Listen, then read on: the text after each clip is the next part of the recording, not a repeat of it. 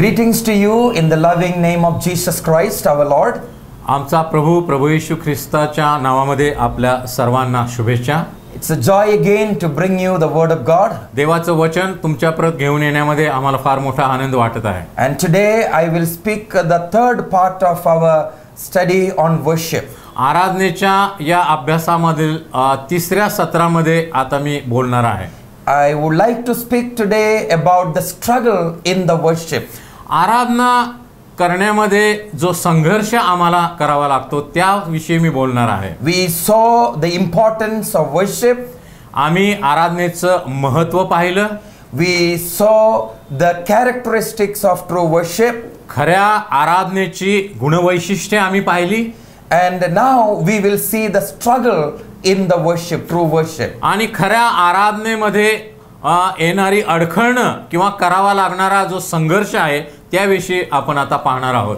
Now when we look into the word of God, ज्यावेळेला देवाच्या वचनाकडे आम्ही पाहतो, we understand that life itself is a struggle here on this earth. या पृथ्वी तलावर आमचं जीवन म्हणजेच एक संघर्ष आहे असं आम्हाला आढळून येतं. Now Moses says in Psalm 90 that our days are our years are 70 or 80 years if we have strength, full of sorrow and struggle. आणि 90व्या स्तोत्रामध्ये मोशे म्हणतो की या पृथ्वी तलावरचे आमचे दिवस मोजलेले आहेत आणि ते दुःखपूर्ण आहेत आणि ते 60 70 फार तर 80 वर्ष असे आहेत. So naturally in the physical world and in the physical life it is a battle, it is a struggle. आणि नैसर्गिकरित्या आमचं रोजचं जीवन हा देखील आमच्यासाठी एक संघर्ष आहे किंवा एक युद्ध असं आहे. But then how much more struggle it would be to worship God, the true God in spirit and in truth. आणि मग जिवंत देवाची आराधना आत्म्यानं आणि खरेपणानं करण्यासाठी देखील आम्हाला संघर्ष करावा लागणार आहे. Now it is like a battle. आणि जणू काही हे एक युद्ध आहे. And Bible also says that every battle can be won. आणि पवित्र शास्त्र आम्हाला सांगतं की आम्ही प्रत्येक युद्ध जिंकू शकतो. And there is a way of fighting the battle, then there is a way of winning the battle. आणि युद्ध लढण्याचं एक प्रकार आहे आणि प्रत्येक युद्ध आम्ही जिंकू शकतो, आम्ही त्यावर विजय मिळवू शकतो. Now our struggle in the worship is actually it is a struggle between the spirit and the flesh. आता आराधना करण्यामध्ये आम्हाला जो संघर्ष करावा लागतो हे जणू काही आत्मा आणि देह यांचं युद्ध असं आहे. Now the human nature, which is whenever the Bible talks about the flesh, it is referring to the human nature. ज्यावेळेला पवित्र शास्त्र देहासंबंधी सांगतं त्यावेळेला पवित्र शास्त्र आम्हाला मानवी स्वभावासंबंधी माहिती देतं. The sinful actions of man, the sinful thoughts of man. मानवाचे पापमय विचार किंवा मानवाच्या पापमय कृती या त्यातून प्रदर्शित होतात. The earthly thoughts of man, the physical thoughts of man, the temporary thoughts of man. आणि मानवाचे जे क्षणभंगूर विचार आहेत किंवा मानवाचे जे जगिक विचार आहेत हे आम्हाला त्यामध्ये दिसतात. Now every individual fight their own private battles. आणि प्रत्येक व्यक्ती ही स्वतःची एक लढाई तो लढत असतो. Because each person know what struggle they go through in their life. आणि प्रत्येक व्यक्तीला त्याच्या व्यक्तिगत जीवनामध्ये कोणत्या लढाया करायच्या आहेत, कोणता संघर्ष करायचा आहे याची माहिती आहे. Because each person knows what are their weaknesses or the areas of their weaknesses. प्रत्येक व्यक्तीला त्याच्यामध्ये असलेला अशक्तपणा किंवा दुर्बलता कोणती आहे हे माहिती आहे. So as most people struggle in their human nature, then there is also a struggle in worshiping the living God. आणि मानवी जीवन जगताना जसा प्रत्येक व्यक्तीला संघर्ष करावा लागतो, युद्ध करावं लागतं, त्याचप्रमाणे जिवंत देवाची उपासना करण्यासाठी देखील युद्ध किंवा संघर्ष हा अटळ आहे. Now we are already having a fallen, sinful, human, fleshly nature. आम्हा प्रत्येकामध्ये हा जुना स्वभाव, आदामाचा स्वभाव किंवा दैहिक स्वभाव आहे. And on top of that, the powers of darkness, evil forces of the powers of darkness always fight or battle against us. आणि त्याच्यावर म्हणजे सैतानाच्या किंवा वासनेच्या अनेक शक्तींचा हल्ला आमच्या जीवनावर होत असतो. So against both of these struggles, we need to overcome, still successfully, fruitfully worship the Lord God. आणि मग या दोहोंवर मात करून आम्हाला जिवंत देवाची आराधना करायची आहे. In the book of Romans chapter 8 verses 1 to 9, the Bible says that God has set us free from the deeds of our flesh through Jesus Christ. आणि रोमकरास पत्र याचा 8वा अध्याय पहिल्या 9 वचनामध्ये आम्ही पाहतो की संत पाऊल त्या ठिकाणी देवानं आम्हाला दैहिक वासनांपासून कसं मुक्त केलेलं आहे हे त्या ठिकाणी संत पाऊलाने लिहिलेलं आहे. Now it is true that Jesus Christ has truly set us free from all the bondages and all the struggles of the flesh in our life. आमच्या जीवनामध्ये दैहिक वासनापासून प्रभू येशू ख्रिस्तानं आम्हाला मुक्तता दिलेली आहे हे खरं आहे. Now that is why we can worship him. आणि म्हणूनच आम्ही देवाची आराधना करू शकतो. If he would have not set us free, we can never know the true God and worship him. जर ख्रिस्तानं आम्हाला दैहिक स्वभावापासून पापापासून जर मुक्त केलं नसतं तर आम्ही जिवंत देवाची आराधना करू शकलो नसतो. So the good news in our struggle to worship is this, that provision is made that we can be free from this struggle and be successful. आणि आमच्यासाठी चांगली बातमी ही आहे की देवानं आम्हाला या गोष्टींचा पुरवठा केलेला आहे की या संघर्षामध्ये आम्ही विजयी होऊ शकतो आणि आम्ही जिवंत देवाची आराधना आत्म्यानं आणि खरेपणानं करू शकतो. Because Jesus on that cross, he brought the victory over the powers of darkness and the deeds of the flesh, so that his disciples, his followers can worship him. प्रभू येशू ख्रिस्तानं वधस्तंभावर, सैतानावर आणि दैहिक गोष्टींवर विजय मिळवला यासाठी की आम्ही जे त्याचे शिष्य त्यांनी देखील या दैहिकपणावर विजय मिळवावा. There are certain things that we need to believe and we need to do. काही गोष्टी आहेत ज्यांच्यावर आम्हाला विश्वास ठेवायचा आहे आणि काही गोष्टी आम्हाला करायच्या आहेत. Now we must believe there is a struggle. Worship is not easy.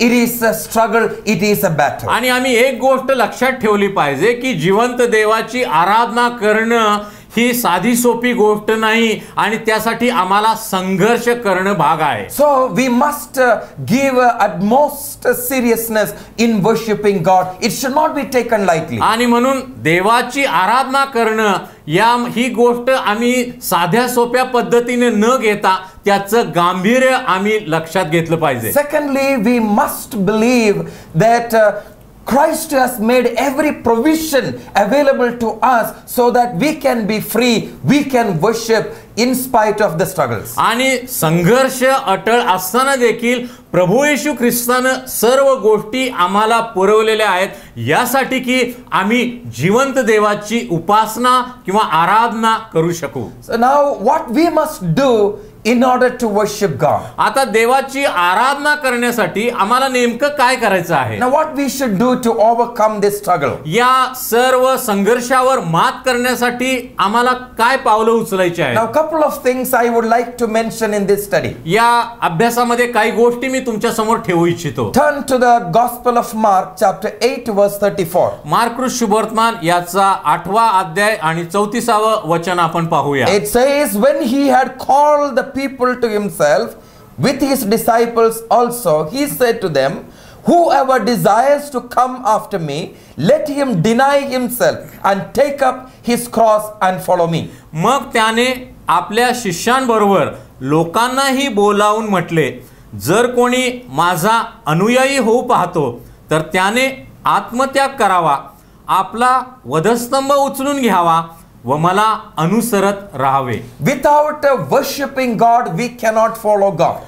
देवाची आराधना केल्या वाचून आम्ही देवाचे अनुयायी बनू शकत नाही. We cannot become his disciples without a commitment to worship God. देवाची आराधना करण्यासाठी समर्पण केल्याशिवाय आम्ही देवाचे शिष्य बनू शकत नाही. So it doesn't matter how hard, how tough the battle is in worship, but we must commit to worship. Then only we can be his children or his followers. आणि मग देवाची आराधना करणं ही जरी कठीण गोष्ट असली, त्यासाठी संघर्ष करावा लागला तरी तो आम्हाला केला पाहिजे, कारण त्याद्वारेच आम्ही देवाची लेकरं बनू शकतो, त्याचे अनुयायी आणि त्याचे शिष्य बनू शकतो. So here Jesus says, if we have to follow him, then we have to deny ourselves. या ठिकाणी प्रभू येशू ख्रिस्त म्हणतो, जर कोणी माझा अनुयायी बनू इच्छितो तर त्यानं आत्मत्याग केला पाहिजे. Now what it means is we need to hate the flesh or the deeds of the flesh. आणि आत्मत्याग करणं म्हणजे देहाची जी कृत्य आहेत त्यांचा द्वेष करणं किंवा त्यांना दूर करणं. Because God hates the deeds of the flesh. कारण देव ज्या दैहिक गोष्टी आहेत, जी दैहिक कृत्य आहेत त्यांचा द्वेष करतो. Now once we commit to follow God, then our goal is not to please our own flesh, but to please the Spirit of God in us, to please God. आणि मग एकदा आम्ही प्रभू येशूवर विश्वास ठेवला, आम्ही देवाची लेकरे, देवाची अनुयायी बनलो, तर आता आम्हाला स्वतःच्या देहाला तृप्त करायचं नाही किंवा त्याला संतोष द्यायचा नाही, तर आम्हाला देवाच्या आत्म्याला आणि देवाला संतोष द्यायचा आहे. The Bible also says one day in our struggle, in our worship against the struggle between spirit and the flesh, we will win the victory. आणि पवित्र शास्त्र आम्हाला सांगतं की देह स्वभाव आणि आत्मिक स्वभाव यांच्या या युद्धामध्ये या आत्मिक स्वभावाचा, आत्म्याचा नेहमीच विजय होतो. Because one day God will destroy completely or totally the works of the flesh. आणि एके दिवशी देव ही देहाची सर्व कृत्ये यांचा नाश करणार आहे. And then we will enter into a new resurrected or resurrection body. आणि ज्या वेळेला आम्हाला नवीन गौरवी शरीर प्राप्त होईल, ज्या वेळेला आम्हाला प्रभूसारखं शरीर प्राप्त होईल, अविनाशी शरीर मिळेल, त्यावेळेला या सर्व दैहिक गोष्टी, दैहिक वासना आमच्यापासून दूर केल्या So जातील. till that day of the final transformation in our life, we need to keep worshiping him and fighting against the flesh, the deeds of the flesh. आणि प्रभू येऊन आम्हाला गौरवी शरीर प्राप्त होईपर्यंत, म्हणजे मंडळीचं लोकांतर होईपर्यंत या जगामध्ये असताना आम्हाला निरंतर संघर्ष केला पाहिजे आणि आमच्या देवाची आराधना केली पाहिजे. Now self denial is that saying no to the urge of the flesh or to the desire of the flesh. आता आत्मत्याग करणं म्हणजे माझ्या देहाच्या ज्या इच्छा आहेत, वासना आहेत त्यांना नाकारणं. And we put the flesh under our control. आणि ज्या दैहिक गोष्टी आहेत त्यांना नियंत्रणात ठेवणं. And the spirit takes the upper hand in our life. आमच्या जीवनामध्ये पवित्र आत्म्याला सार्वभौमत्व देणं, नियंत्रण देणं. We will not be led by the flesh or the deeds of the flesh, but we will be led by the Spirit of God. आणि देहाच्या कर्माप्रमाणे नव्हे तर आत्म्याच्या प्रेरणेनं चालणं. And then another scripture, Galatians 5:24. आणि दुसरा एक शास्त्र भाग आपण वाचूया, गलतीकरास पत्र याचा 5वा अध्याय आणि 24वा वचन. It says, and those who are Christ have crucified the flesh with its passions and desires. जे ख्रिस्त येशूचे आहेत त्यांनी विकार व वासना यांच्यासह देह स्वभाव वधस्तंभावर खिळला आहे. You know, when as Christ's body was crucified on that cross, ज्यावेळेला ख्रिस्ताचं शरीर त्या वधस्तंभावर खिळण्यात आलं, in the same way the Bible says those who follow him, their fleshly desires, their flesh, they crucify with Christ. आणि पवित्र शास्त्र आम्हाला सांगतं की ख्रिस्ताचे जे अनुयायी आहेत त्यांनी देखील त्यांचा देह स्वभाव हा वधस्तंभावर खेळलेला आहे. Paul says, it is not that I who live, but Christ lives in me. संत पाऊल म्हणतो, मी नव्हे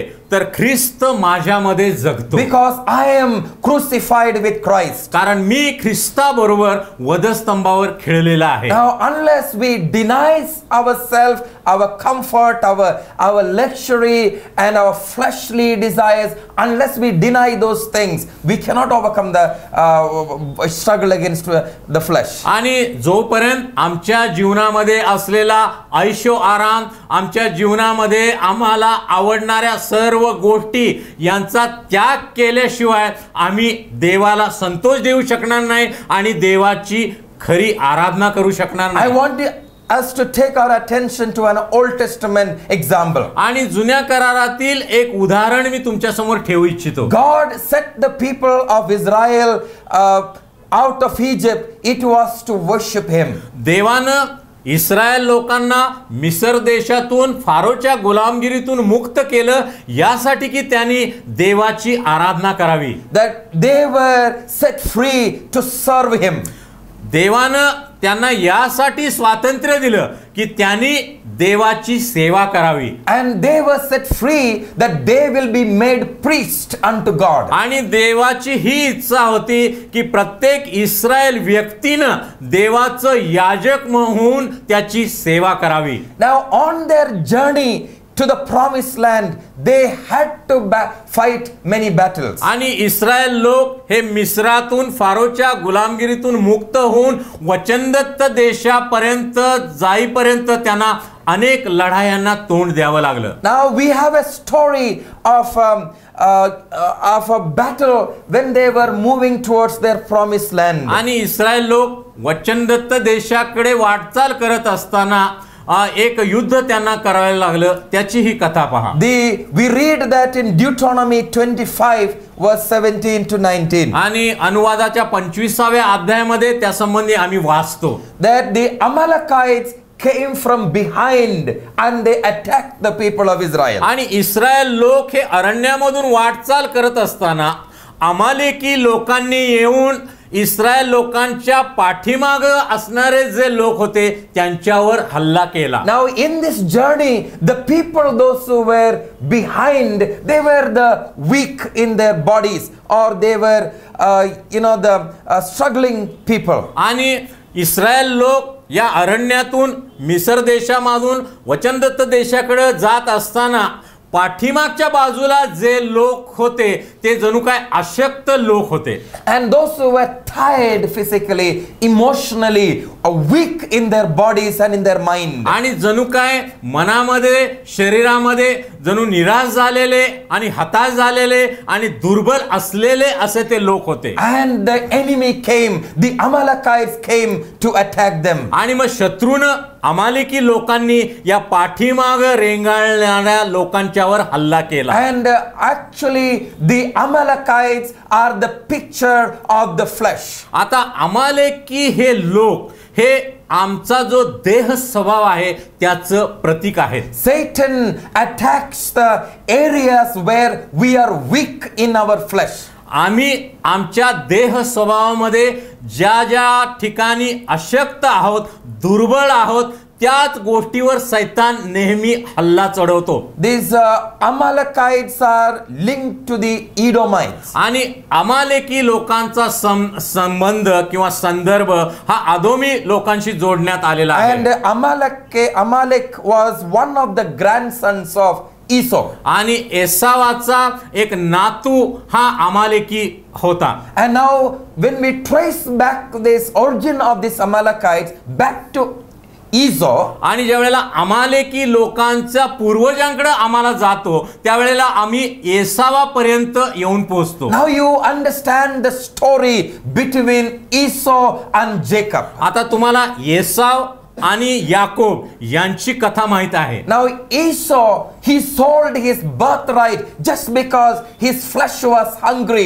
his stomach was hungry. आणि एसाव हा भुकेलेला होता, त्याला खूप भूक लागली होती, म्हणून त्यानं आपला ज्येष्ठत्वाचा हक्क आपल्या भावाला याकोबाला जणू काही विकला. So Esau is an example of the weakness of the flesh. आणि एसाव हा देह स्वभावाच्या अशक्तपणाचं जणू काही प्रतीक आहे. Esau was a man of the world. आणि एसाव जणू काय हा जगाचं प्रतिनिधित्व करणारा असा व्यक्ती आहे. And he was careless about the spiritual privileges he had. आणि त्याला ज्या आत्मिक गोष्टी देवानं दिलेल्या होत्या त्याकडे त्यानं जणू काय दुर्लक्ष केलेलं होतं. And he was only concerned about to satisfy the physical needs or desires. आणि दैहिक गोष्टींची लालसा किंवा दैहिक गोष्टींनी तृप्त होणं एवढंच त्याचं ध्येय असलेलं आम्हाला Now दिसतं. throughout the Old Testament, the Amalekites as a picture of the flesh, the weakness and attacking the spirit. आणि जुन्या करारामध्ये वारंवार आम्ही इस्रायल लोकांचे निरंतर शत्रू असे अमालेकी लोक पाहतो जे देह स्वभावाचे प्रतीक आहेत. सैतान आमच्या दुर्बल देह स्वभावावर वारंवार हल्ले करतो. In this struggle begins in Genesis. आणि हे युद्ध उत्पत्तीमध्ये सुरू झालेलं आम्हाला पाहायला मिळतं. And then in the last book of the Old Testament, Malachi chapter 1 verse 2 and 3, it says God's hatred of Esau, it symbolizes God hating the deeds of the flesh. आणि मलाकी या जुन्या करारातील शेवटच्या पुस्तकाच्या पहिल्या अध्यायाच्या सुरुवातीच्या वचनामध्ये आम्ही पाहतो की देव या लोकांचा जे अमालेकी लोकांचा द्वेष करतो. God says, I will have a continual war with the Amalekites. आणि देव म्हणतो की अमालेकी लोकांच्या बरोबर माझं हे युद्ध निरंतरचं आहे, कायमचं आहे. Because the God is against the deeds of the flesh. कारण देव हा देह स्वभावाच्या विरोधात आहे. The Bible says that the flesh and blood cannot inherit the kingdom of God. पवित्र शास्त्र आम्हाला सांगतं की देह आणि रक्त यांना देवाच्या राज्याचं वतन प्राप्त होणार नाही. In the book of Ephesians 6 it says our struggle is not against the flesh and the blood. इफिसकरास पत्राच्या 6व्या अध्यायामध्ये आम्ही वाचतो की आमचं युद्ध हे देह मांसाबरोबर नाही आहे. Now the worship is a spiritual act. आता जिवंत देवाची आराधना करणं, उपासना करणं ही एक आत्मिक गोष्ट आहे. It is a spiritual struggle. आणि हा आत्मिक संघर्ष आहे. It is a spiritual battle. हे आत्मिक युद्ध आहे. And we need to deny ourselves. We need to crucify the flesh in order to get the victory in this spiritual struggle. आणि या आत्मिक संघर्षामध्ये विजय मिळवण्यासाठी आम्हाला काय करायचं आहे? आमच्या देह वासना आम्ही वधस्तंभावर खेळायच्या आहेत आणि मग आत्म्यानं आणि खरेपणानं आम्ही देवाची आराधना करायची आहे. The Bible says in that the enemy is like a roaring lion. He is looking whom he may devour. आणि पवित्र शास्त्र आम्हाला सांगतं की सैतान हा जणू काय गर्जणाऱ्या सिंहाप्रमाणे आहे आणि कुणाला गिळू याच्या शोधामध्ये तो नेहमी फिरत असतो. Just like the Amalekites, how the Amalekites attacked the people of Israel. आणि जणू काय हे अमालेकी लोक हे नेहमी इस्रायलमध्ये दुर्बळ लोक कोणते आहेत ते शोधत असत आणि त्यांच्यावर हल्ला चढवत असत. Now there are few facts about how the Amalekites attacked the Israelites. आता अमालेकी लोक कशा प्रकारे इस्रायल लोकांवर हल्ला करत असत त्या संबंधीच्या काही गोष्टी पाहूया. Now one is the enemy came or the Amalekites came unexpectedly. आणि अपेक्षित नसताना देखील हे अमालेकी लोक येऊन गुपचूपपणे इस्रायल लोकांवर हल्ला करीत असत. Now many times when Satan comes to attack us, it is most of the time it is unexpectedly. आणि सैतान देखील आम्हाला अपेक्षित नसताना आमच्यावर अशाच प्रकारे हल्ला करतो. So we as God's people must be aware of the schemes and plans of the powers of darkness. आणि म्हणून सैतानाच्या आणि अंधकाराच्या ज्या योजना आहेत, कुयुक्ती आहेत त्या संबंधी आम्ही नीटपणे समजून घेतलं पाहिजे. Now the second thing is when the Amalekites saw the people behind, they were weak and they were tired and they found them as they pray. आणि ज्या वेळेला पाठीमाग रेंगाळण्याला इस्रायल लोकांना अमालेकी लोक पाहत की आता हे दुर्बळ आहेत, दमलेले आहेत, थकलेले आहेत, निराश झालेले आहेत, त्याच वेळेला हे अमालेकी लोक त्या इस्रायल लोकांवर हल्ला करीत असतात. Many times, when there is a weakness in some areas of our flesh, our life, that become a doorway for the attack of the enemy. आणि आमच्या जीवनामध्ये ज्या गोष्टींमध्ये आम्ही अशक्त आहोत, आम्ही दुर्बळ आहोत, त्याच गोष्टी हेरून सैतान नेहमी आम्हाला त्या गोष्टींवर हल्ला करत असतो. So if we want to overcome the struggle in our worship, we must identify the weaknesses of our life and we must surrender that aspect of our life to God. आणि मग आम्हाला जर देवाची आराधना करण्यामध्ये असलेल्या संघर्षावर मात करायची आहे, विजय मिळवायचा आहे, तर आमच्या जीवनामध्ये अशक्तपणाच्या ज्या गोष्टी आहेत, दुर्बल असणाऱ्या गोष्टी आहेत, त्या आम्ही कबूल केल्या पाहिजेत आणि त्या आम्ही देवाला समर्पित केल्या पाहिजेत. As I preach this word, my prayer is, beloved, that you may able to discern the area of your weaknesses and you understand the open door for the enemy. आणि माझा हा संदेश तुम्हाला देण्यामागे हीच प्रार्थना आहे की तुमच्या जीवनामध्ये जो अशक्तपणा आहे तुमच्या स्वभावामध्ये तो तुम्ही समजून घ्यावा, त्याचं समर्पण तुम्ही देवाला करावं आणि देवाची आराधना करण्यामध्ये तुम्हाला विजय प्राप्त व्हावा. And you may allow the Lord to close those open doors to the enemy and you will engage the Lord in your battle. आणि तुमच्या जीवनामध्ये असलेल्या अशक्त स्वभावामध्ये देवाला तुम्ही हस्तक्षेप करू द्यावा, ज्याद्वारे देव तुम्हाला त्या ठिकाणी सैतानाच्या हल्ल्यापासून तुमचा बचाव करेल आणि देवाची आराधना उपासना आत्म्यानं आणि खरेपणाने करण्यासाठी तुम्ही सिद्ध व्हाल. The second thing we find in this struggle between Amalek and Israelites is that the enemy was defeated when God's people were on their knees lifting up their hands towards God. दुसरी महत्वाची गोष्ट आम्ही पाहतो, Israel लोकांनी ज्या वेळेला देवासमोर गुडघे टेकले आणि त्याची प्रार्थना केली, त्याच वेळेला अमालेकी शत्रूंवर इस्रायल लोकांना विजय मिळवणं सोपं झालं.